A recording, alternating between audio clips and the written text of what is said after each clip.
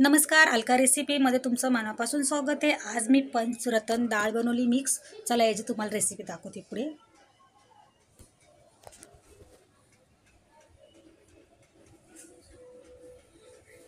सर्वात आधी मी 5 मिक्स डाळ घेतलेली आहे। उडदाची डाळ, तुरीची डाळ, चण्याची डाळ आणि मुगाची डाळ आणि लाल मसूर डाळ।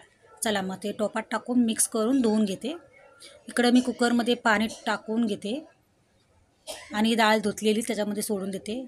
थोडे शेंगदाणे घेतलेत ते टाकलेत, 2 बटाटे असे उभे चिरून टाकलेले आणि हळद, मीठ नाही टाकलं मी, मीठ नंतर टाकन आणि कुकर लावून घेतले।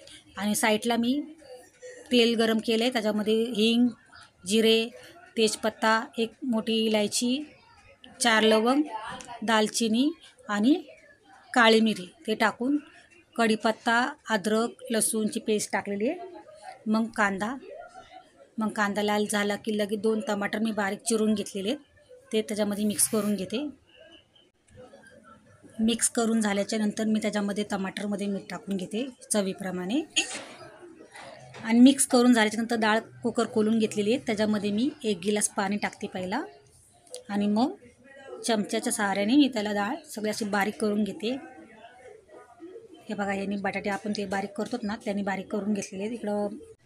आणि मग डाळ मी त्याच्यामध्ये सोडून देते, सगळे मिक्स करून घेते डाळ।